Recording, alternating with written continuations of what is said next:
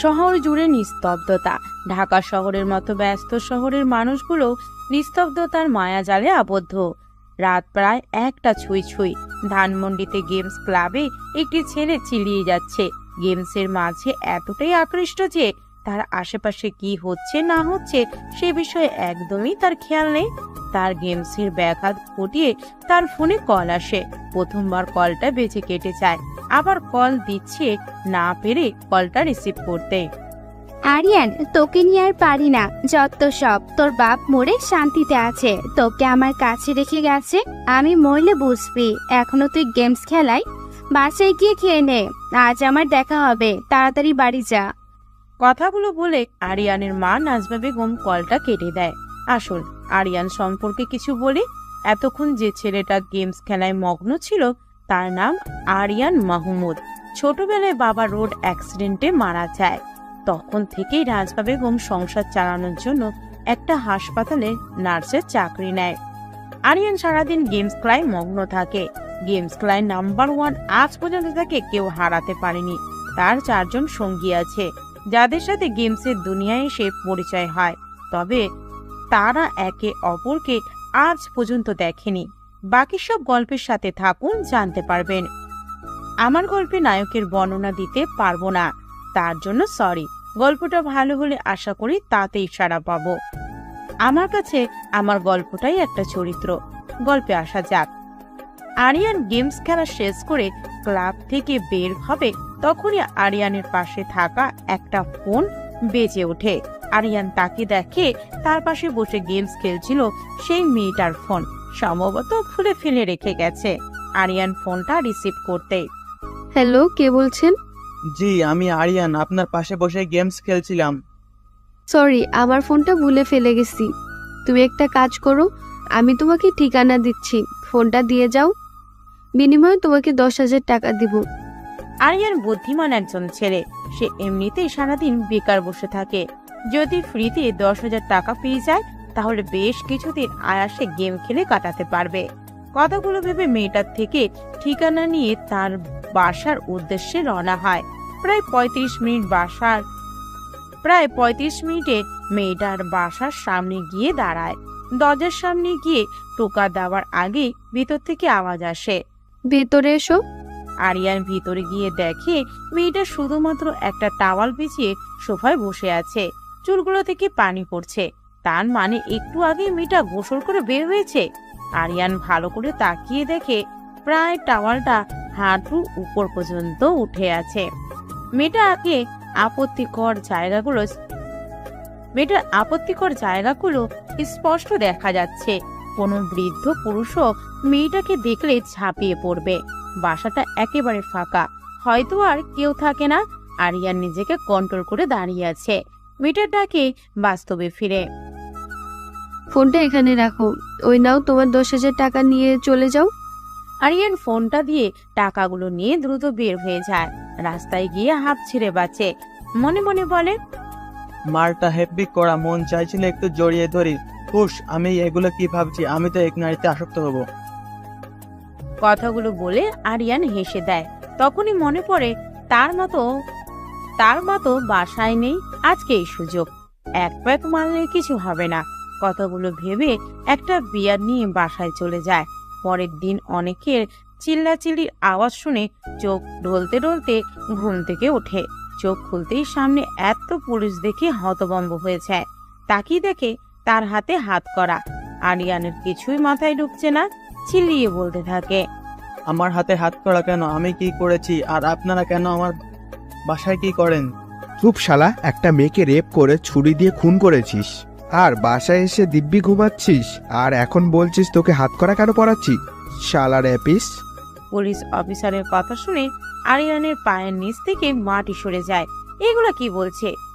সে কাকে আবার রেপ করলো?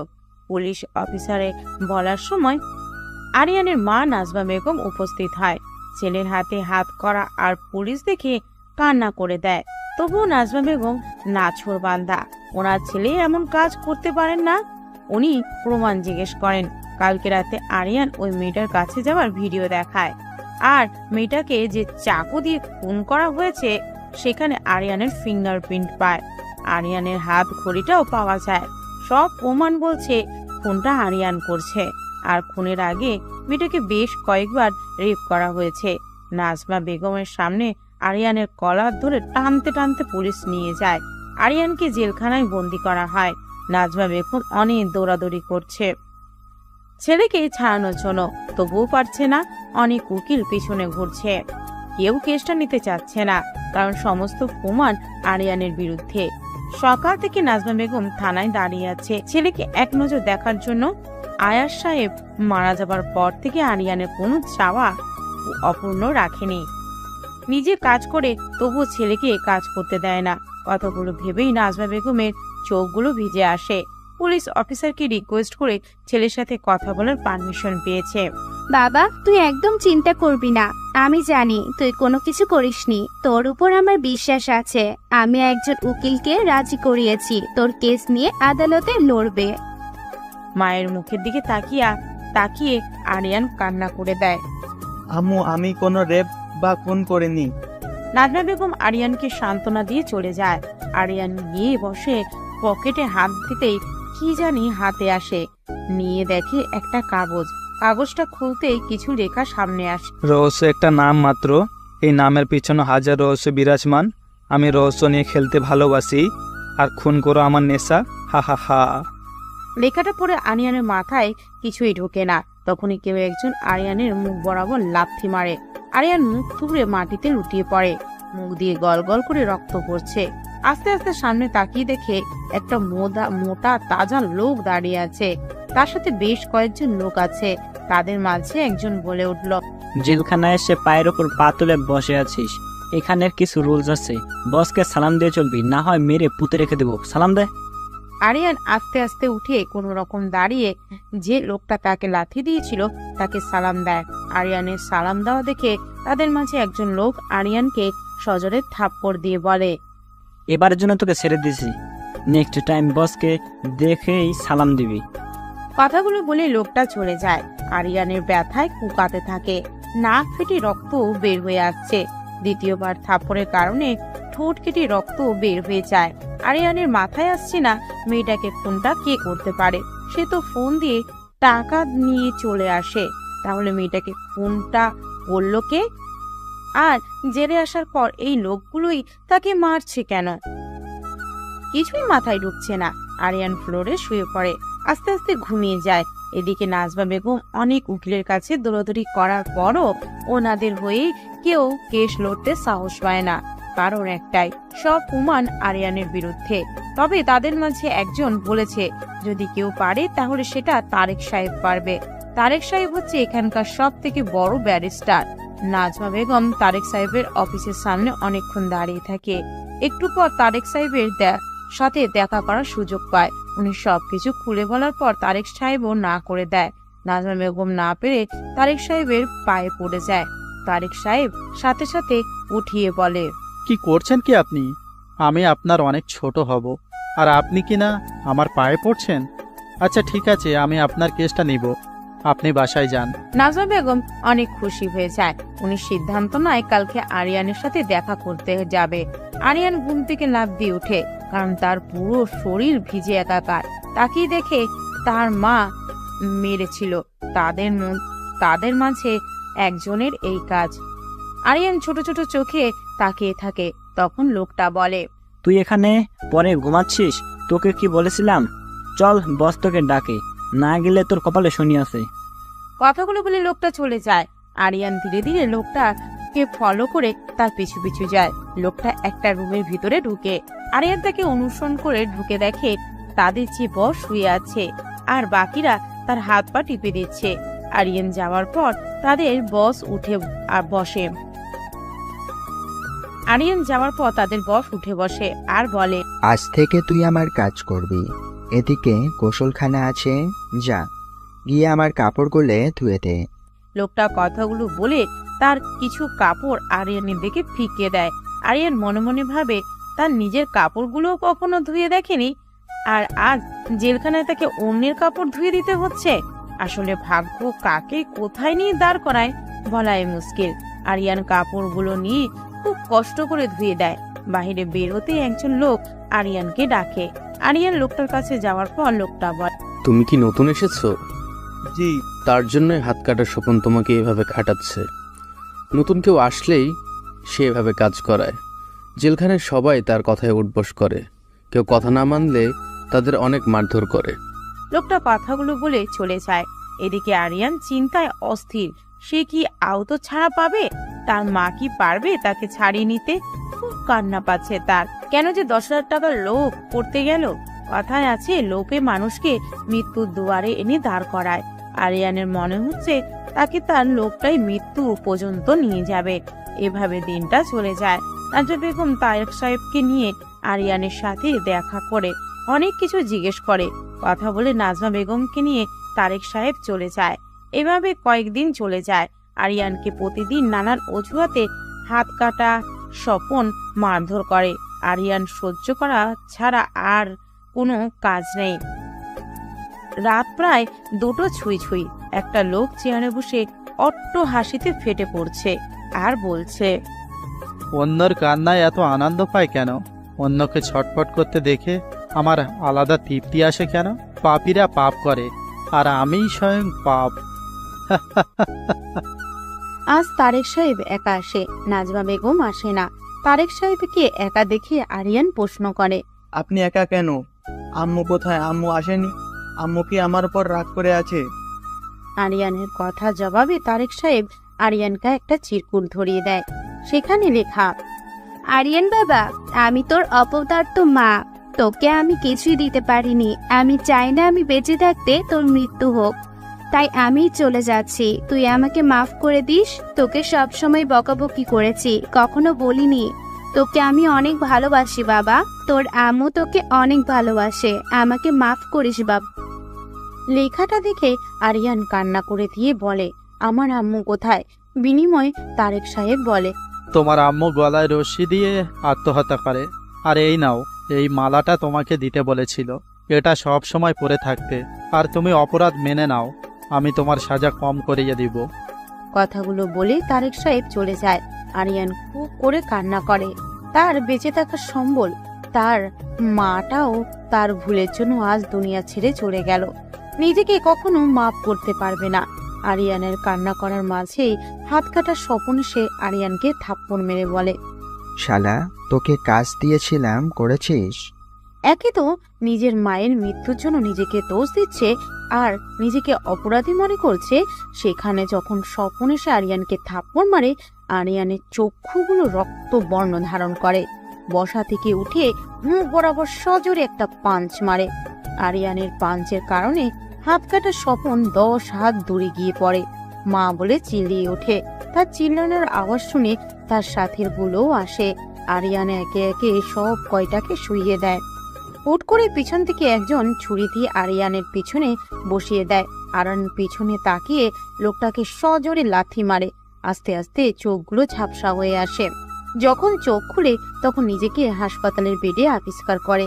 আরিয়ান সবকিছু মনে করার চেষ্টা করে। এখন আরিয়ানের কাছে সবকিছু ক্লিয়ার। আরিয়ান চিন্তা করে, এমনিতেও জেলখানায় পচে মরতে হবে, তার চেয়ে বরং পালিয়ে গিয়ে খুনের রহস্য উদ্ঘাটন করাই বেটার। আর এটাই সুযোগ এখান থেকে পালানোর।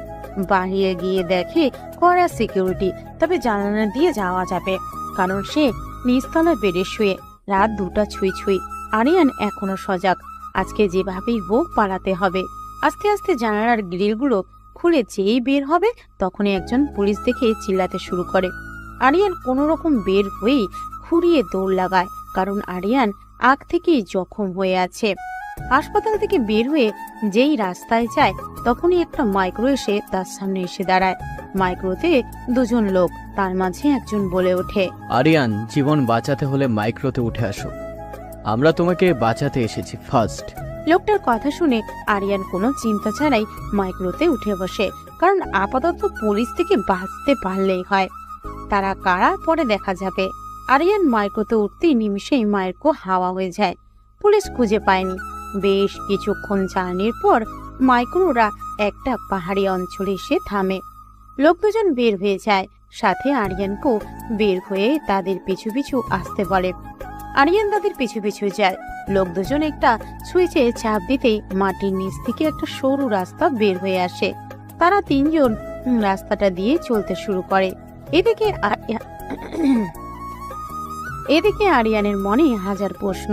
এই দুজন লোক কে, আর তাকে কেন বাঁচালো, আর তাকে চিনে কিভাবে? সব প্রশ্ন যেন আরিয়ানের মাথা ছাড়া দিয়ে উঠছে। তখনই তারা একটা ঘরের ভিতর প্রবেশ করে। ঘরটা দেখে আরিয়ানের মাথা চক্কর দেওয়ার মতো অবস্থা, কারণ ঘরটার ভিতরে বড় বড় কম্পিউটার, মনিটর, পিসি, একেবারে ভয়ঙ্কর একটা ঘরের মতো। আরিয়ান খেয়াল করে একজন লোক মুখে ঝোঁকার মাস্ক পরে কম্পিউটারে কি যেন করছে।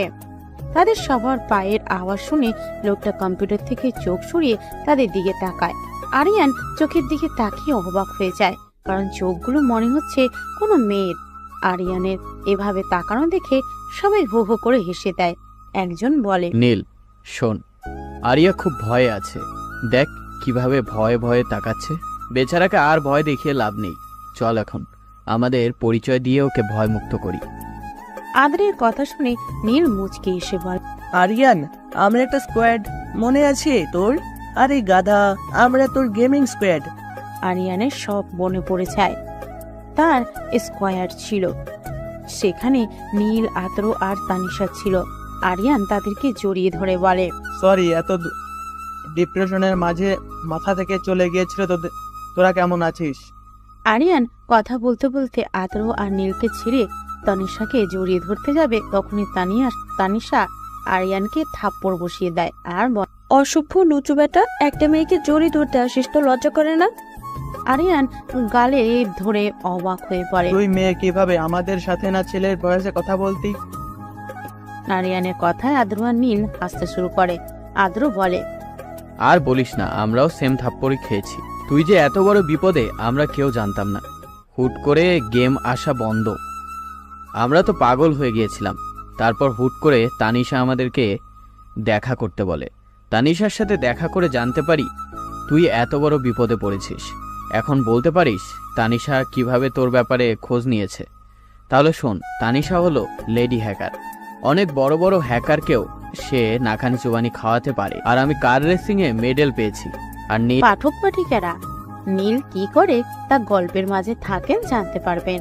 আদ্র কথা শেষ করার সাথে সাথে তানিশা বলে ওঠে, আরিয়ান, তোকে পরিকল্পিতভাবে ফাঁসানো হয়েছে, তোরা এদিকে আয়।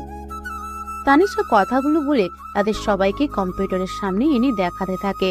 তানিশা বলা শুরু করে, দেখ তোরা, এখানে আরিয়ানের 1 মাসের ভিডিও ফুটেজ আছে। আরিয়ান কোথায় কোথায় গিয়েছে সব এখানে আছে।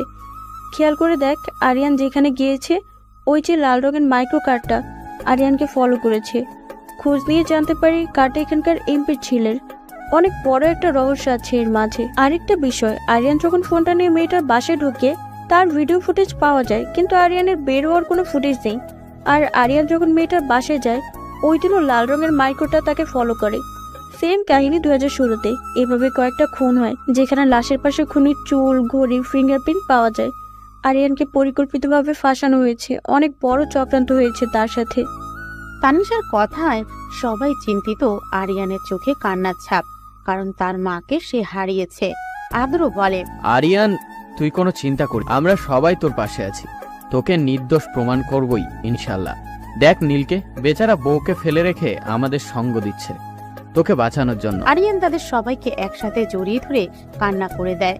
এবার আর তানিশা বাধা দেয়নি। আরিয়ান তানিশাকে বলে, তোমার কম্পিউটারটা কি আমি ধরতে পারি? মানে আমার একটা জিনিস লগ ইন করবো। করতে পারো, তবে খেয়াল রেখো হ্যাকিং সাইডের দিকে যেও না। তানিশার কথায় আরিয়ান ঠোঁট চেপে হাসে। আরিয়ান লগ ইন করার পর তারা সবাই কম্পিউটারের দিকে তাকিয়ে অবাক হয়ে যায়। আদ্র, নীল, তানিশা ভয়ে 2 কদম পিছিয়ে যায়। অস্পষ্ট সুরে বলে, আর কে? আর কে নামটা বলে ওরা সবাই ভীত চোখে আরিয়ানের দিকে তাকায়। আরিয়ান তাদের ভীত অবস্থা দেখে হো হো করে হেসে দেয়। আর কে আর কেউ না, বাংলাদেশ সহ আরো কয়েকটা দেশে একটা সময় রাজত্ব করেছে। হ্যাকারদের মাঝে নাম্বার 1 একজন হ্যাকার। আর কে নামটা শুনলে যে কারো প্যান্ট নষ্ট হয়ে যাওয়ার কথা। আর কে সাথে পাঙ্গা নিবে এমন কেউ জন্ম নেয়নি। বাংলাদেশের সাইবার নিরাপত্তার সব কিছু যখন ডার্ক হ্যাকার নামে একদল হ্যাকার টিম হ্যাক করে নেয়, তখন সেখানে চিফ, নাজমুল সহ সবাই আতঙ্কে ছিল। তখন সেখানে একজন আরকের নাম বলে, আরকে ছাড়া কেউ পারবে না। তখন নাজমুল খুব কষ্ট করে আরকের সাথে যোগাযোগ করে, 5 মিনিটের ভিতর সবকিছু ফিরিয়ে আনে, সাথে ডার্ক হ্যাকার টিমের লোকেশন বের করে তাদের ধরিয়ে দেয়। তখন সেখানে চিফ আরকে তাদের সাথে কাজ করার জন্য রিকোয়েস্ট করে, কিন্তু আরকে অস্বীকার করে দেয়। নাজমুল বলে কোনো দরকার লাগলে যেন তাকে জানায়। তানিশ বলে, আমার তো বিশ্বাসই হচ্ছে না যে আরকের সাথে পুরো বাংলাদেশ কথা বলতে চায়। তাকে দেখার জন্য বাংলাদেশের প্রত্যেকটা হ্যাকার পথ চেয়ে বসে আছে। যাকে বস মনে করে তার দেখানো পথে হ্যাকিং জগতে আসা, সে আর কি আমাদের বন্ধু হয়েছিল। সে আর কি আজ খুনের দেয় এইভাবে ছটফট করতেছে। আরিয়ান, সত্যিই কি তুমি আর কে? নীল আর আদ্র আরিয়ানের মুখের দিকে তাকিয়ে থাকে। আরিয়ান মুচকি একটা হাসি দিয়ে বলে, খুব সাদাসিধে হয়ে থাকতে চেয়েছিলাম, কিন্তু ভাগ্য আমাকে সাদাসিধে থাকতে দেয়নি। ভাগ্য আমাকে বারবার আমার অতীতে এনে দাঁড় করায়। আরিয়ানের কথা শেষ হওয়ার আগে আদ্র বলে, আপনি যদি আরকে হন তাহলে আমার প্রশ্নের উত্তর দেন। আমি শুনেছি আপনি প্রথমে জনগণের হয়ে কাজ করেছিলেন, পরে নাকি বাংলাদেশ ব্যাংক হ্যাক করে টাকা নেওয়ার চেষ্টা করেছিলেন, যার ফলে আপনি ধরা পড়ে যান। এটা কি সত্যি? আদ্রের কথা শুনে আরিয়ান হাসতে শুরু করে। হাসতে হাসতে নীলকে বলে, সিগারেট হবে নাকি? নীল পকেট থেকে সিগারেট বের করে দিতে আরিয়ান সিগারেট ধরিয়ে উপরের দিকে তাকিয়ে বলতে শুরু করে, যখন আমি ক্লাস 10-এ পড়ি তখন থেকেই হ্যাকিং এর অন্যরকম একটা নেশা কাজ করতো। আমি খুব করে চাইতাম আমিও একজন বড় হ্যাকার হব। আম্মুর কাছ থেকে টাকা নিয়ে কিনে আনি কম্পিউটার, পিসি, বিভিন্ন জিনিস। আস্তে আস্তে হ্যাকিং এর রাজ্যে চলে যায়, গড়ে তুলি আরকের সাম্রাজ্য। আমাদের এলাকায় একজন বড় ভাই থাকতো, তার নাম রাজ মাহমুদ। উনি হ্যাকিং এ দক্ষ ছিল, এতটাই ভালো সম্পর্ক গড়ে ওঠে আমি যে আরকে ওনাকে ভার্সিটি লাইফ শেষ হবার পর বলি। উনি আর আমি দুজনই মিলে হ্যাকিং এর সাহায্যে মানুষের উপকার করতে শুরু করি, কিন্তু আমাদের পরিচয় কেউ জানতো না। কিছুদিন পর বাংলাদেশের সাইবার নিরাপত্তা ডাক হ্যাকার টিম নামে হ্যাকাররা আক্রমণ করে। রাজ ভাইয়া সেদিন ছিল না, আমি একাই গিয়ে মাত্র 5 মিনিটেই সবকিছু ব্যাক এনে দিই। ডাক হ্যাকাররা টিমদের ধরিয়ে দিই। সেদিন আমি অনেক খুশি ছিলাম, কারণ নিজ দেশের জন্য কিছু করতে পেরে। তার কিছুদিন পর কে জানি আমার নাম ব্যবহার করে বাংলাদেশের ব্যাংকের সব টাকা নিয়ে যায়। পুলিশ এসে আমাকে অ্যারেস্ট করে। জেলখানায় সেদিন রাজ ভাইয়া এসে বলে, আরিয়ান, কেমন দিনকাল চলছে? তোকে নিয়ে অনেক দিন চলবো মনে করছিলাম, কিন্তু তোর সবটা জুড়ে আদর্শ আর আদর্শ। কোনো অন্যায় পথে চলবি না জানি, তাই আমি বাধ্য হয়ে তোকে ফাঁসিয়ে দেই। আর শোন, বাংলাদেশ ব্যাংক এখন আমি হ্যাক করি। ডার্ক হ্যাকার টিমের মেইন হ্যাকার সূর্য আমাকে 500 কোটি টাকা অফার করে। তোকে ফাঁসানোর জন্য আমি কি করতে পারি বল? এত টাকা হাত ছাড়া করতে চাইনি। কথাগুলো বলে রাজ ভাইয়া উধাও হয়ে যায়। সেদিন আমি একেবারে ভেঙে যাই, কারণ যাকে সব কিছু মনে করতাম সে যখন বিশ্বাসঘাতকতা করে তখন কিছু বলার থাকে না। সেদিন ওনাকে আমি কিছুই বলতে পারিনি। হুট করে মনে হয় নাজমুল ভাইয়ের কথা। অনেক কষ্ট করে ওনার সাথে যোগাযোগ করি, উনি আমাকে নির্দোষ প্রমাণ করে। সেদিনই সব কিছু ছেড়ে দিয়ে গেমস খেলায় মনোযোগ দেই। আর তোদের সাথে পরিচয়, আর আমাকে তোরা আপনি করে বলিস না। আরিয়ানের কথায় তারা বুঝতে পারে আরিয়ান তার জীবনে অনেক বিশ্বাসঘাতকতার শিকার হয়েছে। নীল আরিয়ানের কাছে জিজ্ঞেস করে, আচ্ছা সবাই বুঝলাম, তাহলে তোর রাজ মোহাম্মদ ভাইয়া কোথায়? মানে ওনাকে ধরতে পারিসনি? ধরতে চাইলে কবেই ধরে ফেলতাম, ওনাকে ধরতে চাইনি, কারণ যে বিশ্বাস নিয়ে খেলে তাকে কিছুই বলার নেই। আপন হয়ে পিছনে ছুরি বসিয়ে দেয়, তাদের দিকে ফেল ফেল করে তাকানো ছাড়া কিছুই করা থাকে না। আর উনি ওই দিনই দেশ ছেড়ে মালয়েশিয়া চলে যায়। আচ্ছা, তোকে কি আমরা আর কে বলবো নাকি আরিয়ান বলবো? তানিশের কথায় সবাই হেসে দেয়। তখন আরিয়ান বলে, আর কে হতে চায় না, তবে হওয়ার কারণ হলো কিছু ইনফরমেশন দরকার, সেগুলো এখান থেকে পাওয়া যাবে। আমার কিছু পরিচিত মানুষ আছে, আর নাজমুল ভাইয়ের কাছ থেকে সাহায্য পাওয়া যাবে। কথাগুলো বলে আরিয়ান নাজমুলকে একটা জিনিস ইমেইল করে। একটু পর রিপ্লাই আসে। কি ইমেল করেছিস আমাদেরকে একটু বল। আমাকে যে গাড়িটা ফলো করছে সেটা কার নামে রেজিস্ট্রেশন করা সেটা জানতে হবে, কারণ তোরা বলেছিস এমপির ছেলের। আসলে কি তার? তবে এখন ইনফর্ম হলাম সেটা এমপির ছেলের। তাহলে আমাদের প্রথম কাজ হবে এমপির ছেলেকে ফলো করা। তাকে কোথায় পাওয়া যাবে? এমপি ছেলেকে বারে পাওয়া যাবে, সে মেয়েদের প্রতি আসক্ত, সেখানে প্রতিদিন পাওয়া যায়। তাহলে তো হয়েই গেল। আমরা সবাই আজকে পাড়ে যাব, গিয়ে দেখবো কাহিনী কি। আদরের কথা শেষ হওয়ার আগেই তানিশ তাদেরকে বলে সবকিছু গুছিয়ে এখনই বের হতে হবে, কারণ পুলিশ তাদের লোকেশন পেয়ে গেছে। তানিশের কথা শুনে সবাই তাড়াতাড়ি বের হয়ে যায়। নীল তাড়াতাড়ি গাড়ি নিয়ে আসে। গাড়ির মাঝে আদ্র বলে, পুলিশ আসতেছে তুই কিভাবে জানলি বল? আরে গাধা, আমি আমাদের সব জায়গার সিসিটিভি ফুটেজ হ্যাক করেছিলাম, সেখানে দেখতে পেয়েছি পুলিশ আসতেছে। তানিশের কথা শেষ হওয়ার আগেই তাদের গাড়িতে আরেক গাড়ি সে জোরে ধাক্কা মারে। নীল কোনো রকম সামনে নেয়। গাড়িটা থেকে অজস্র গুলি ছুটছে। এটা পুলিশের গাড়ি না, তাহলে কার গাড়ি হতে পারে? আদ্র কান্না করে দিয়ে বলে, আমি নতুন নতুন প্রেম করছি, মনে হচ্ছে আমার সংসার করা হবে না। আম্মু, তোমার ছেলে আর বাঁচবে না। তোর নোটাঙ্কি বন্ধ কর, আমিও নতুন নতুন বিয়ে করেছি। চুপ কর শালা, বাঁচার চিন্তা কর। তারা দুজন পেছাল পড়া শুরু করেছে। আরিয়ান গাড়িটা কার দেখার জন্য চেষ্টা করে। গাড়িতে থাকা লোকটাকে দেখে আরিয়ান স্তব্ধ হয়ে যায়, কারণ গাড়িতে ছিল হাত কাটা স্বপন। আরিয়ান বুঝতে পারে না হাত কাটা স্বপন কিভাবে বের হলো, আর তাকে কেন মারতে চাইছে। জেলের সামান্য ঘটনার জন্য তো তাকে এভাবে মারতে আসার কথা না। আরিয়ানের মাথায় কিছুই যায় না। তখনই হাত কাটা স্বপন আরিয়ানদের গাড়ির টায়ারে গুলি ছুড়ে, যার ফলে গাড়ি বন্ধ হয়ে যায়। আদর তো ভয়ে মাখামাখি, বাকিরা মাথমকে আছে, সবার হাতে গান, তাদের দিকেই তেড়ে ফুরে আসছে। আরিয়ান সবাইকে শান্ত হয়ে বসতে বলে। আরিয়ান নিজেই গাড়ি থেকে বের হয়ে যায়। হাত কাটা স্বপনের সামনে এসে দাঁড়াতে, তোর প্রাণ কি কই মাছের রে? তোকে জেলখানায় মারতে চেয়েছিলাম, কিন্তু তোর কলিজা আছে, তাই এই পর্যন্ত চলে আসছিস। তোর প্রশংসা করতে হয় রে, তবে আর দৌড়াতে পারবি না। এখন তোকে মেরে বসকে খবরটা জানাতে পারলেই আমি পাবো টাকা। আরিয়ানের বুঝতে অসুবিধা হয়নি, তার সাথে ঘটে যাওয়া সবকিছুই পরিকল্পিত ছিল। আর হাত কাটা স্বপন তার সাথে খারাপ ব্যবহার করত তাকে মারার জন্যই। আর হাত কাটা স্বপন তার বসের কথায় আবার তাকে মারতে এসেছে। আরিয়ান হাসতে শুরু করে। কিরে, মরার কথা শুনলে সবাই কান্না করে, আর তুই হাসছিস? পাগল হয়ে গেলি নাকি রে? মরবে তো, তবে আমি না, তুই। আর কে কি জিনিস আজ তোকে বোঝাবো। আর কে নামটা শুনে স্বপন পিছিয়ে যায়। এই সুযোগে আরিয়ান লাথি দিয়ে পিস্তলটা নিয়ে নিমিষেই তার সাথে থাকা লোকগুলোকে শুট করে দেয়। স্বপন অবাক হয়ে যায়। তার সাথে গাড়িতে থাকা তানিশা, আদ্র, নীল সবাই অবাক। আরিয়ান স্বপনের মুখে লাগাতার পিস্তলের পিস দিয়ে বাড়ি দিচ্ছে। নাক ফেটে গল গল করে রক্ত পড়ছে, তবুও বেচারা বসের নাম বলে না। এক পর্যায়ে আরিয়ান মুখের ভিতর পিস্তল ঠেকিয়ে ধরে। স্বপন ভয়ে মাথা নাড়িয়ে বলে বসের নাম বলবে। যখনই নাম বলবে তখনই বাইক নিয়ে দুজন লোক এসে স্বপনের কপাল বরাবর শুট করে। সাথে সাথে স্বপন মারা যায়। আরিয়ান বাইকের পিছনে দৌড়ায়, লাভ হয়নি। রাগে পিস্তলের সব বুলেট উপরে ছুটতে শুরু করে। কাঁধে কারো স্পর্শ পেয়ে পিছনে তাকিয়ে দেখে বাকিরা সবাই তার পিছনে দাঁড়িয়ে আছে। নীল বলতে লাগ, আচ্ছা, আমরা যে আর কে চিনতাম, তুই কি আসলে সেই আর কে?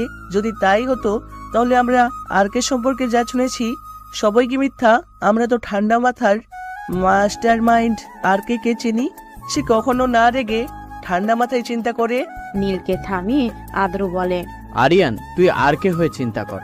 আমাদের হাতে আরো একটা ক্লু আছে। এমপির ছেলে, তাড়াতাড়ি যেতে হবে, না হয় দেরি হয়ে যাবে। আমাদের শেষ ভরসা এমপির ছেলে।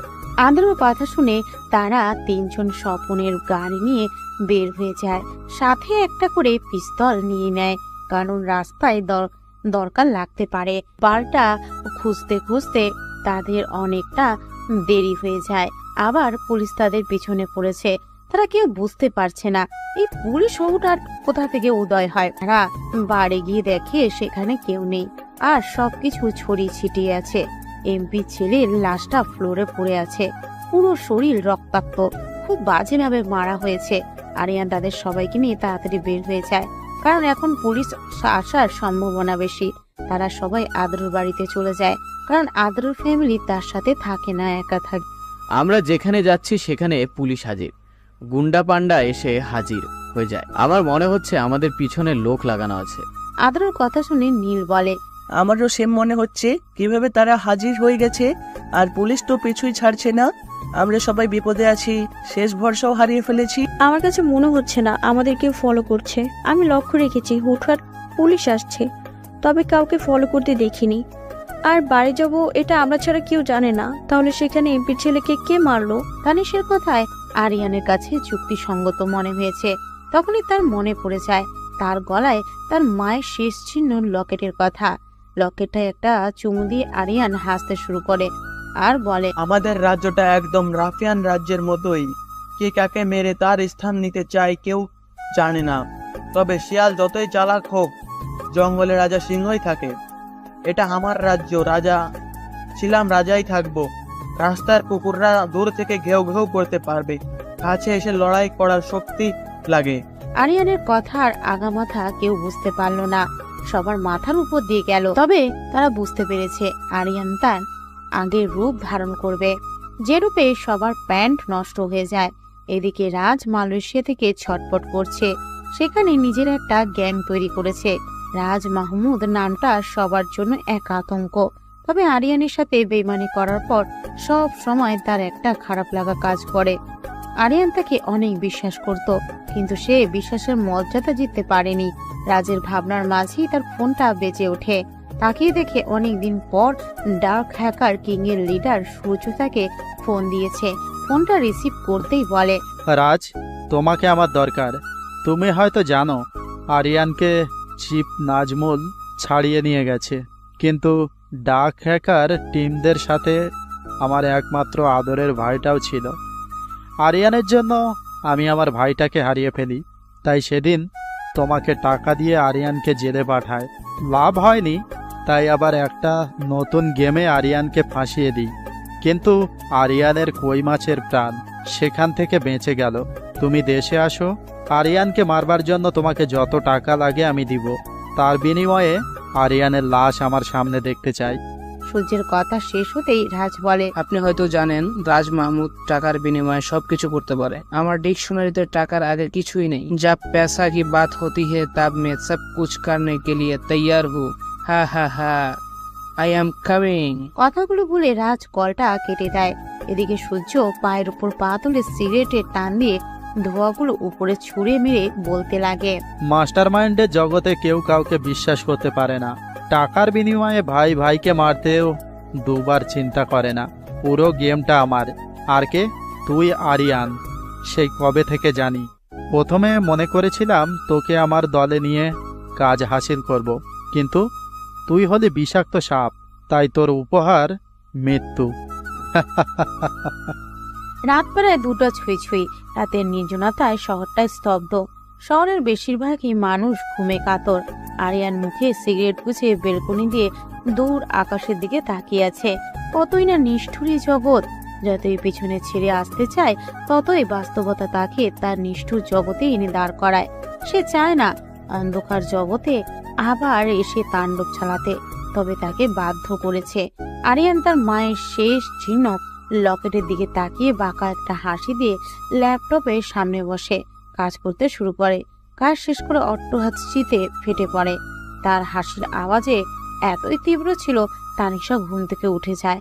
আস্তে আস্তে বেলকনিতে এসে দেখে আরিয়ান ল্যাপটপের সামনে বসে হাসছে। তানিশা আরিয়ানের পিছনে এসে দাঁড়িয়ে থাকে। কারো উপস্থিতি টের পেয়ে তাকিয়ে দেখে তানিশা। আরিয়ান বলে, তানিশা, ওই দূর আকাশের দিকে তাকিয়ে দেখো। তারা শূন্য আকাশটা কেমন কালো আকৃতি ধারণ করেছে।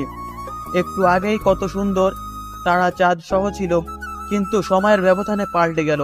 জানিস তানিশা, আমি চাইনি কালো দুনিয়াতে যেতে, কিন্তু ওরা আমাকে ভালো থাকতে দেয়নি। একজনকে কুত্তার ন্যায় দৌড়ে দৌড়ে মারবো। আমি আমার কালো দুনিয়া আবার ব্যাক করব। কথাগুলো বলে আরিয়ান হো হো করে হাসতে থাকে। তানিশা আরিয়ানের পাশে জায়গা করে বসে। আরিয়ানের কাঁধে হাত দিয়ে বলতে শুরু করে, আরিয়ান, তুই একটা জিনিস সবসময় মনে রাখবি, তুই সাধারণ কেউ নয়। তুই সাধারণের মাঝে অসাধারণ একজন। আর তোর মন মানসিকতা সম্পর্কে যতই বলবো কম হয়ে যাবে। আর কি কেমন পুরো বাংলাদেশের মানুষ জানতো। এইটাই তোর সুযোগ। নিজের আগের পরিচয়ে ফিরে গিয়ে ময়লা লাগানো মানুষগুলোকে তার স্থান দেখিয়ে দে। আর তোর মায়ের খুনের সাথে তোকে জেলে নেওয়া লোক একটাকেও ছাড়বি না। আমরা তোকে সবসময় সাপোর্ট করব। তানিশার কথায় আরিয়ান একটু হাসে। এদিকে ডার্ক ওয়ার্ল্ডের অন্যতম হ্যাকার রাজ মোহাম্মদ বাংলাদেশে এসে পা রাখে। সূর্য তাকে পিক আপ করার জন্য আসে। রাজ সূর্যের ফার্ম হাউসে আসে। আরিয়ান মাহমুদকে মারার জন্য পরিকল্পনা করতে থাকে। রাজ মাহমুদ জানে আরিয়ান কোনো পাতি খেলোয়াড় না, তার সাথে খেলতে হলে পুলিশ প্রয়োজন। আরিয়ান ডার্ক ওয়ার্ল্ডের সব থেকে ভয়ঙ্কর একজন হ্যাকার। সূর্য রাজকে বলে, রাজ, আরিয়ানকে যেভাবে হোক মারতেই হবে। তোর জন্য আমার ব্যবসা সহ আমার ভাইটাকে হারিয়েছি। আমি আরিয়ানের লাশ চাই, তার বিনিময়ে সবকিছু তোমাকে দিব। সূর্যের কথা শুনে রাজ মাহমুদ হাসতে শুরু করে। রাজের কাছে সূর্যের কথাটা ফান ছাড়া কিছুই মনে হলো না। রাজ বলে, সিংহের রাজ্যে এসে সিংহকে মারার চিন্তা করা নিতান্তই বোকামি।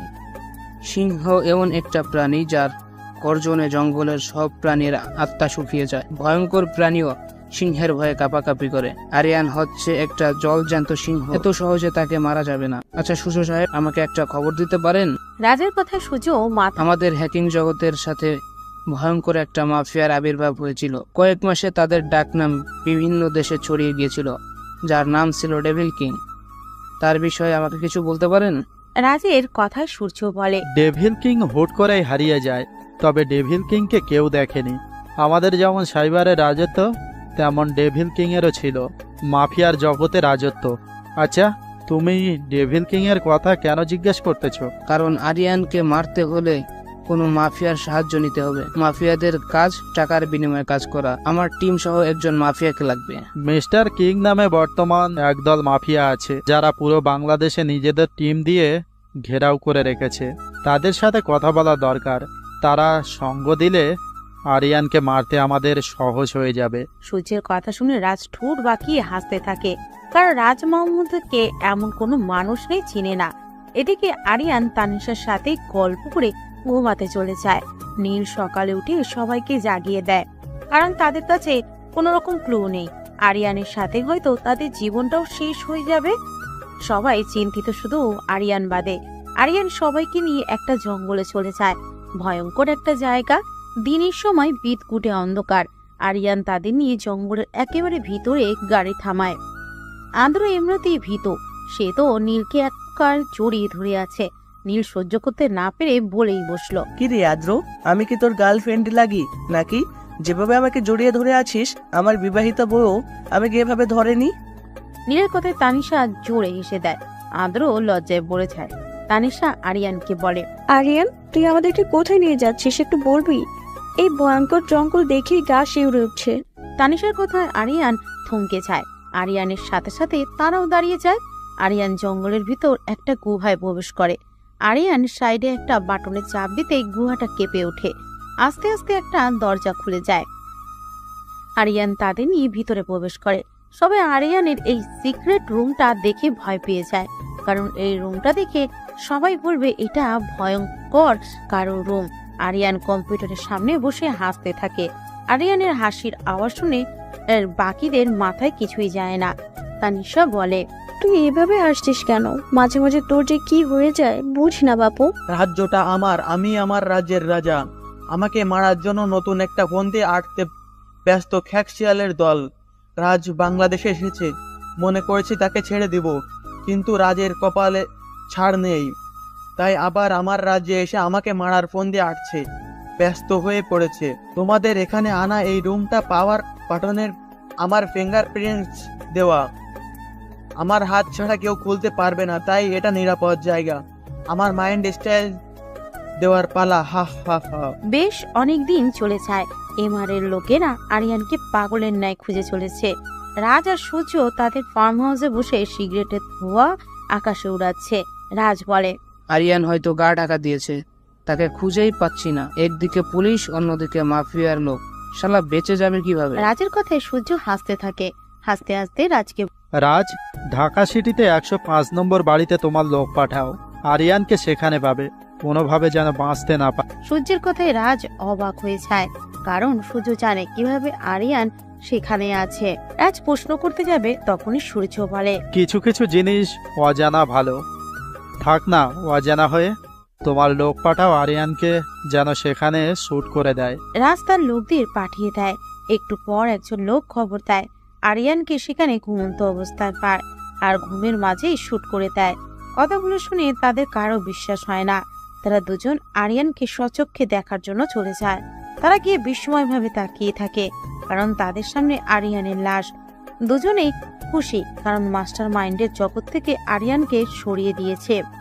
সকালবেলা নীল, আদ্র, তনিশ ঘুম থেকে উঠে সেখানে টিভিটা অন করতে নিউজে দেখতে পায় আরিয়ানের মৃত্যুর খবর। তারা আরিয়ানকে খুঁজতে শুরু করে। তখনই তাদের সামনে একটা খাম দেখতে পায়, সেখানে লেখা, তোরা আমাকে মাফ করে দিস যে আমি আমার জন্য তোদের ভবিষ্যৎ, তোদের জীবন নষ্ট করতে পারবো না। আর শোন, ভেতর থেকে দরজা খোলা যায়, তোরা তোদের জায়গায় চলে যাস, বেঁচে থাকলে আবার দেখা হবে। লেখাগুলো পড়ে তারা সবাই কান্নায় ভেঙে পড়ে, কারণ আরিয়ান তাদেরকে ঘুমের মাঝে রেখেই চলে যায়। তারা বিশ্বাস করতে পারছে না। তানিশা চিলিয়ে কান্না করতে থাকে আর ফিসফিস করে বলে, আরিয়ান, তোকে ভালোবেসে ফেলেছি, বলতেও পারলাম না। তুই কিভাবে এভাবে চলে যেতে পারলি? ছোট সময় থেকে যাকে চেয়েছি তাকেই হারিয়েছি, আজ তোকেও হারিয়ে ফেললাম। তখনই অপ্র বলে, নীল, রহস্যের মাঝে এসে আমরা সবাই আটকা পড়ে গেছি। হঠাৎ করে আরিয়ানের চলে যাওয়া, আরিয়ানের মতো মাস্টারমাইন্ড খেলোয়াড়কে শুট করে মেরে ফেলা, কেন জানি এগুলো সব আমার মাথার উপর দিয়ে যাচ্ছে। আর তানিশা, সেই শুরু থেকেই আমরা বুঝতে পেরেছি তুই আরিয়ানকে ভালোবেসে ফেলেছিস। আর কি করার, ভাগ্যকে মেনে নিতে হবে। আদ্র কথা শুনে তানিশার চোখ দিয়ে কয়েক ফোঁটা অশ্রু মাটিতে গড়িয়ে পড়ে। চোখগুলো অসম্ভব ফুলে গেছে। তানিশা দেখতে অসম্ভব সুন্দর, কান্নার কারণে পুরো মুখ, নাক লাল হয়ে গেছে। পরক্ষণে রাগের আভা চোখ মুখে ফুটে ওঠে। তানিশা বলে, আরিয়ানকে যারা মেরেছে তাদের সব কয়টাকে কুত্তার মতো দৌড়িয়ে মারবো।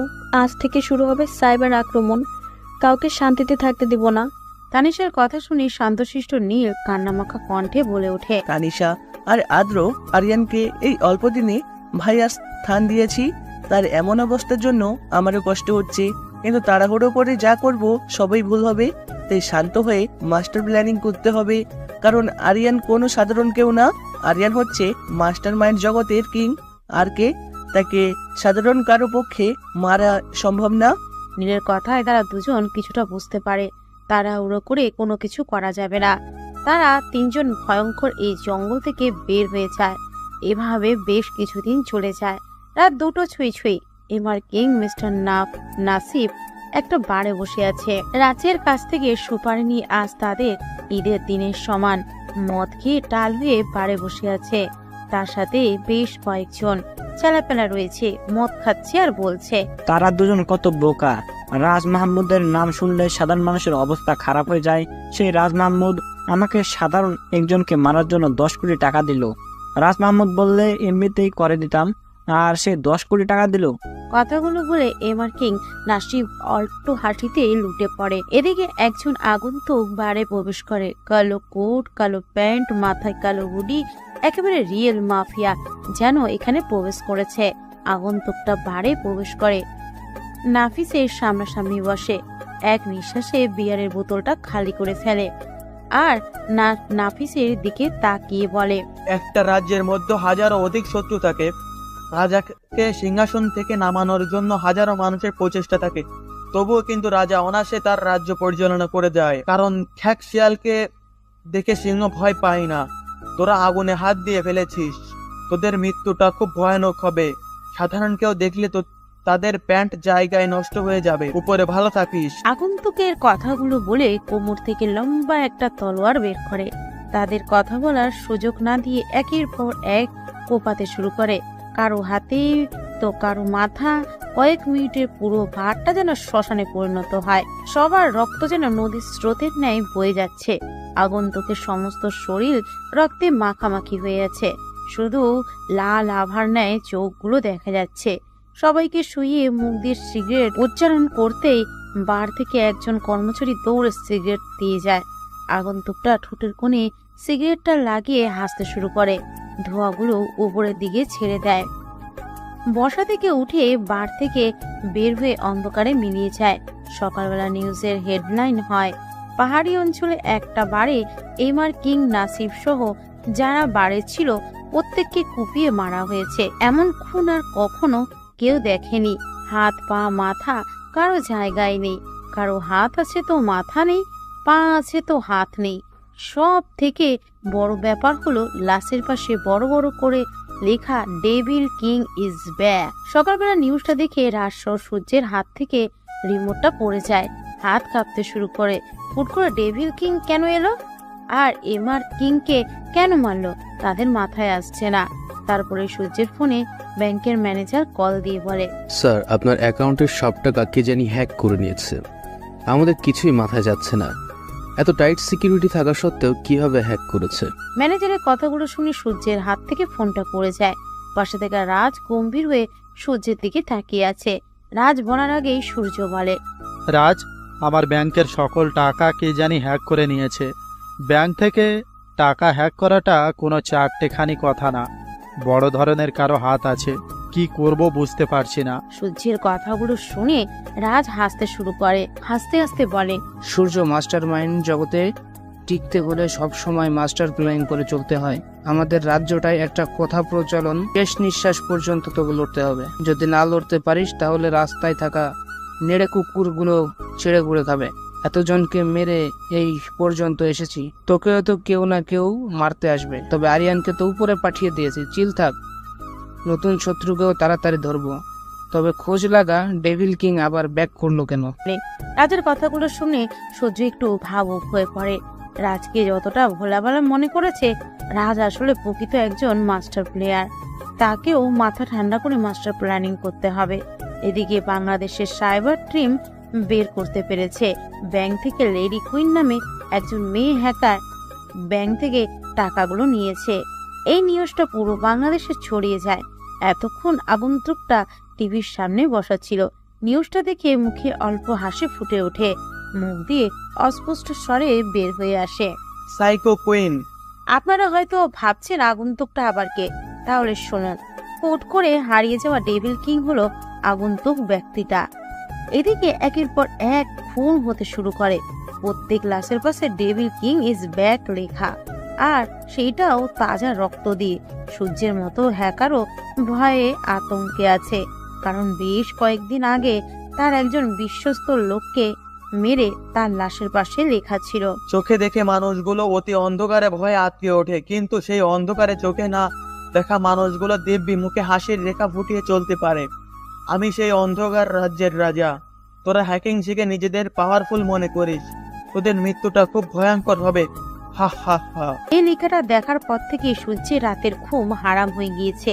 হুট করে ডেভিল কিং এর আগমন, তাদের হুমকি, আর কেনই বা তাদের এভাবে হুমকি দিচ্ছে কিছুই মাথায় যাচ্ছে না। তবে খুবই সতর্ক তারা। সোফায় বসে আছে রাজ আর সূর্য। সূর্যকে এভাবে গভীর চিন্তায় দেখে রাজ হাসতে হাসতে বলে, সূর্য সাহেব, একটা কথা জানেন তো, কান টানলে মাথা সুরসুর করে বেরিয়ে আসে। ডেভিল কিং যতটা ভয়ঙ্কর তা আমাদের দেখার দরকার নেই, তবে ডেভিল কিং এর দুর্বলতা কি তা জানতে হবে। প্রত্যেকটা মানুষের একটা করে দুর্বলতা থাকে।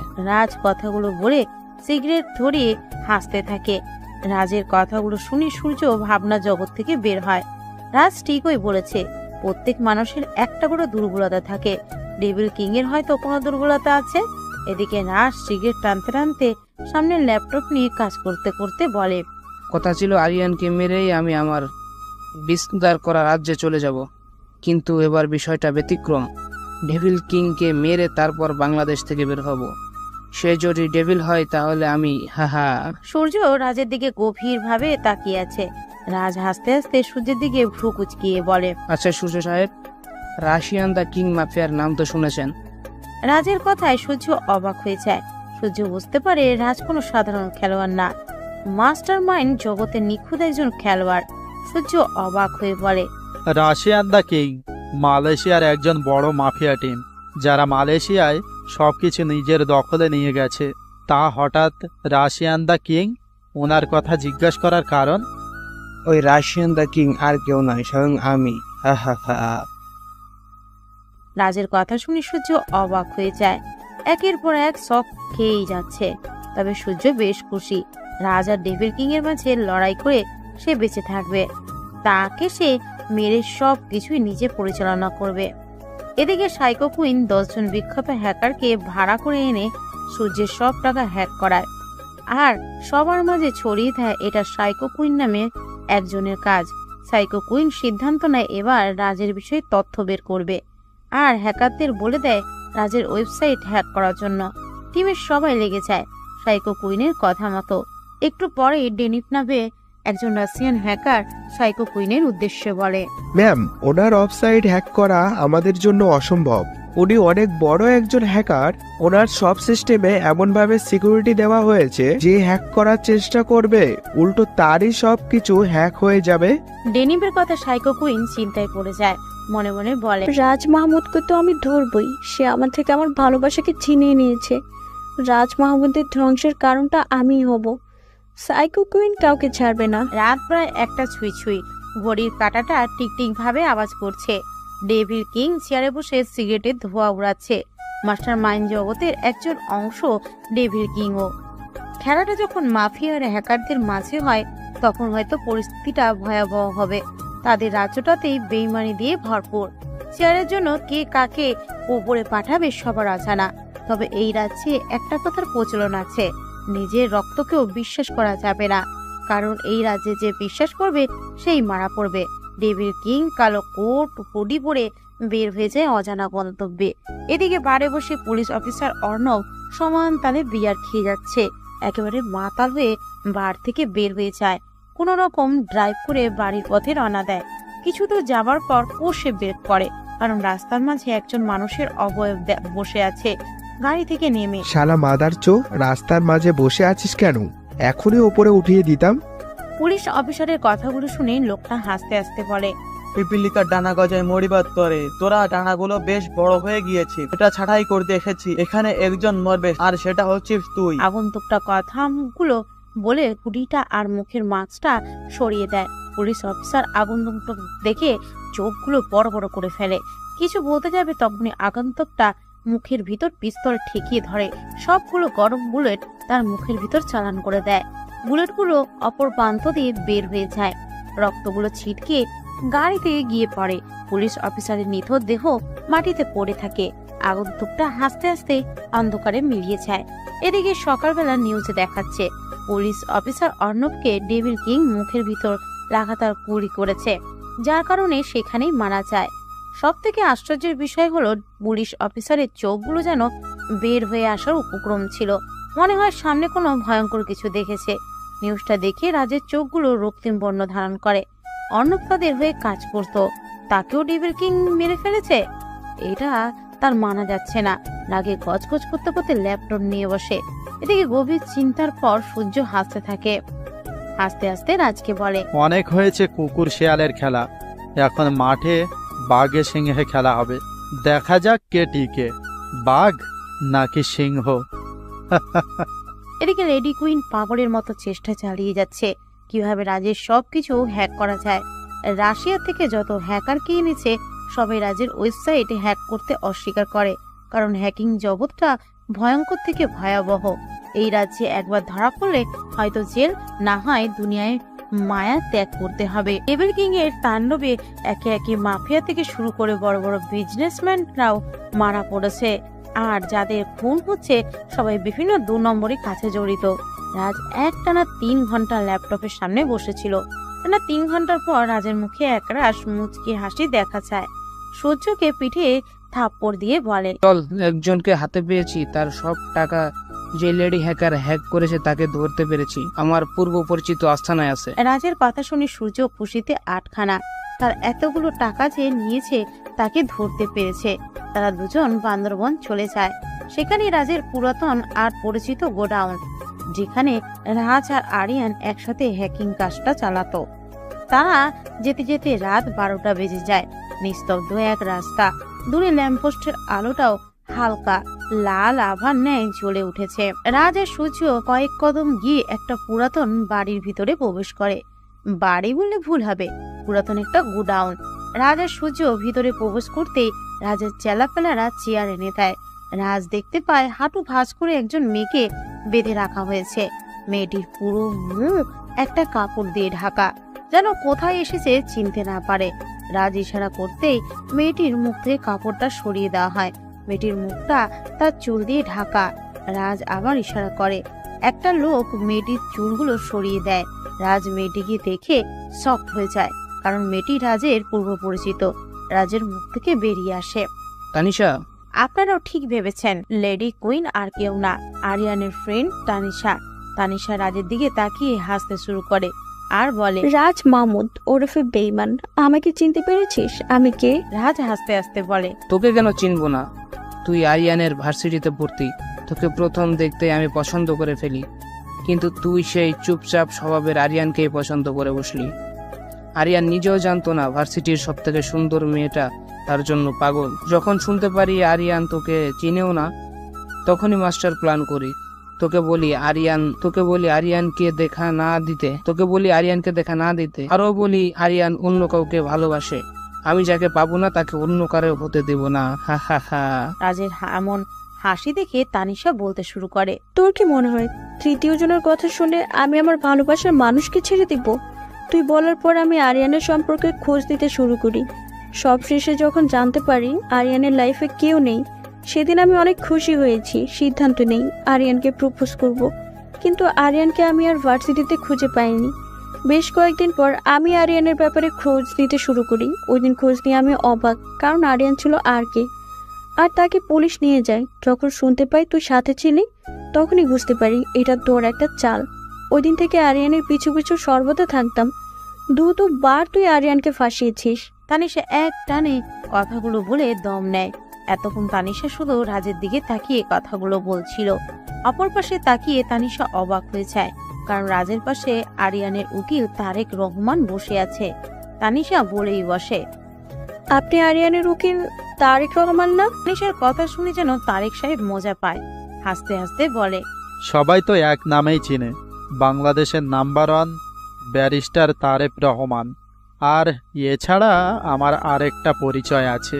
কথাগুলো বলে তারেক সাহেব হাসতে শুরু করে। তানিশা গম্ভীর কণ্ঠে বলে, তোদের কাউকে ছাড়বো না। তোরা আমার থেকে আমার ভালোবাসাকে কেড়ে নিয়েছিস। তোরা দুজন মারা পড়বি। কথাগুলো বলে তানিশা বাঁধা হাতগুলো খোলার চেষ্টা করে। রাজ তানিশার এমন ছটপট করা দেখে বলে, একটা সুযোগ দিতে পারি, আর সেটা হলো তুই আমাকে বিয়ে করবি। দেখ, আরিয়ানকে তো উপরে পাঠিয়ে দিয়েছি, তোর ভালোবাসাকে মেরে দিয়েছি। তুই আমাকে বিয়ে করলে রানী বানিয়ে রাখবো, বুঝবি? রাজের কথায় তানিশা ঘৃণা ভরা চোখে তাকিয়ে রাজের মুখে থুতু মেরে দেয়। তানিশার এমন বাজে ব্যবহারে রাজ রাগে গজগজ করতে যেই থাপ্পড় দিতে যাবে, অমনি বাইরে একটা বাইকের আওয়াজ হয়। গোডাউনের বাইরে আটকে ওঠে, কারণ এত রাতে এখানে কি আসবে। রাজের সব লোকগুলো সতর্ক চোখে এদিক সেদিক তাকায়। সবাইকে চমক দিয়ে সামনের দরজা দিয়ে গোডাউনে একটি লোক প্রবেশ করে। কালো কোট, কালো প্যান্ট, মাথায় কালো বড় হুডি, মুখে জোকার মাস্ক। তারা সবাই বুঝতে পারে এইটা আর কেউ না, এটা হচ্ছে ডেভিল কিং, যাকে রাজ পাগল কুত্তার মতো খুঁজে যাচ্ছে। ডেভিল কিং এর চোখগুলো দেখা যাচ্ছে। রাজ চোখের দিকে তাকিয়ে আটকে ওঠে, কারণ চোখগুলো রক্তিম বর্ণ হয়ে আছে। চোখ দিয়ে যেন সবাইকে পুড়ে ছারখার করে দেবে। ডেভিল কিং ইশারা করতেই রাজের এক লোক ভয়ে দৌড়ে চেয়ার নিয়ে আসে। ডেভিল কিং চেয়ারে বসে। রাজ আর সূর্যের সামনে থাকা টেবিলের উপর পা রেখে উপরের দিকে তাকিয়ে সিগারেটের ধোঁয়া উড়াতে শুরু করে। ডেভিল কিং এর সাহস দেখে রাজ বলে, তোর সাহস দেখে আমি অবাক হচ্ছি রে। তুই আমাকে চিনিস? আমি কে? তার সামনে বসে নবাবি করছিস? আমার রাজ্যে এসে আমার সামনেই বেয়াদবি? রাজের এমন কথা ডেভিল কিং সবার অগোচরে মুচকে একটা হাসি টেনে গম্ভীর হয়ে বলে, সিংহের কোনো নির্দিষ্ট রাজ্য থাকে না। সিংহ যেখানে যায় সেটাই সিংহের রাজ্য হয়ে যায়। আমি হলাম সেই সিংহ যার দাবানলের সামনে ভয়ঙ্কর জন্তুগুলো জায়গায় হিসু করে দেয়। কথাগুলো বলে ডেভিল কিং হাসতে শুরু করে। হাসি থামিয়ে সূর্যের দিকে তাকিয়ে বলে, তোকে দেখে আমার কান্না পাচ্ছে রে। মাস্টার মাইন্ড জগতে এসেছিস মাস্টার মাইন্ডের সাথে গেম খেলতে। তোর মতো চুনোপুটি তো মাস্টার মাইন্ডের জগতের চাকর হওয়ার যোগ্য নয়। সমাজের কাছে তুই একজন দানশীল, নম্র, ভদ্র নাম্বার 1 ব্যারিস্টার তারেক রহমান। সেই তুই অন্ধকার জগতের ডাক হ্যাকার টিমের প্রধান হ্যাকার সূর্য। হা হা হা। ডেভিল কিং এর কথাগুলো শুনে সূর্য থ হয়ে যায়। ডেভিল কিং কে তারা হালকা ভাবে নিয়েছিল, আর এখন দেখা যাচ্ছে ডেভিল কিং এর মাস্টার মাইন্ডের সম্পর্কে তাদের ধারণাটাই ভুল। রাজ বলে, এত পক পক করে কোনো লাভ নেই। তুই তোর মুখ দেখাতে ভয় পাস নাকি? মুখ দেখা, আমরাও দেখি। মুখ দেখলে ভয় পাবি না তো? তোদের যে অবস্থা, কিভাবে যে এই জগতে আসলি উপরওয়ালা জানে। ডেভিল কিং কথাগুলো বলে হাসতে থাকে। যদি সত্যিকারের অর্থে পুরুষ হোস তাহলে মুখ দেখা। রাজের কথায় ডেভিল কিং আস্তে আস্তে তার মুখ থেকে জোকার মাস্ক খুলে লাল লাইটের আলোতে ডেভিল কিং এর মুখটা পরিষ্কার দেখা যাচ্ছিল। সূর্য ভয়ে চেয়ার থেকে পড়ে যায়। রাজ এক ধ্যানে তাকিয়ে আছে। ডেভিল কিংকে দেখে তানিশার মুখে এক তৃপ্তির হাসি ফুটে ওঠে। তানিশা বলে, সিংহটার রাজ্যে এসেছে, প্রত্যেকটা খ্যাকশিয়ালকে দৌড়ে দৌড়ে মারবে। কথাগুলো বলে তানিশা হাসতে শুরু করে। ডেভিল কিং উপরের দিকে তাকিয়ে সিগারেট টেনেই যাচ্ছে। সূর্য মাটি থেকে উঠে ভয়াত্মক কণ্ঠে বলে, আরিয়ান, তুই তুই এখনো বেঁচে আছিস কিভাবে? ওই দিন না নিজের চোখে দেখছি মরে পড়ে আছিস, কিভাবে সম্ভব? সূর্যের কথা আরিয়ান হাসতে শুরু করে। আপনারাও ঠিক ভাবছেন, ডেভিল কিং আর কেউ না, আমাদের আরিয়ান। হাসতে হাসতে বলতে লাগে, তোদের একটা গল্প বলি। কখনো শুনেছিস সিংহের রাজ্যে সিংহকেই মেরে ফেলতে? তোরা তো মাস্টার মাইন্ড নামে কলঙ্ক। আচ্ছা শোন তাহলে, যখন হাসপাতাল থেকে আমাকে তানিশারা নিয়ে যায়, সব ঠিকই ছিল, কিন্তু পুলিশ, গুন্ডা পান্ডা সবাই আমাদের লোকেশন পেয়ে যাচ্ছিল। বিষয়টা প্রথমে স্বাভাবিক মনে হলেও পরে অস্বাভাবিক লাগতে শুরু করে। তখনই আমার খেয়াল হলো, তারেক, তুই আমাকে আমার মায়ের শেষ চিহ্ন লকেটটা দিয়েছিলি আর বলেছিস আমি যেন সব সময় নিজের কাছে রাখি। বিষয়টা খটকা লাগলো। তারা সবাই যখন ক্লান্ত হয়ে ঘুমিয়ে যায়, তখনই আমি চেক দিয়ে শিওর হই এখানে লোকেশন ট্র্যাকার লাগানো। তোদের নিয়ে খেলতে মনে চাইলো আদ্র নীল তানিশাকে তোদেরকে নিয়ে খেলতে মনে চাইলো আদ্র নীল তানিশাকে রাতে আমার সিক্রেট জায়গায় রেখে সেই লকেটটার সাহায্যে গেমটা জমিয়ে দেই। তোরা আমায় জায়গায় আর কাউকে মারিসনি, ডাক হ্যাকার টিমের তুর্যকে মেরেছিস। হা হা হা। আরিয়ানের কথায় সূর্য চিল্লিয়ে ওঠে, কারণ তুর্য আর কেউ না, তুর্যই হলো সূর্যের আপন ছোট ভাই।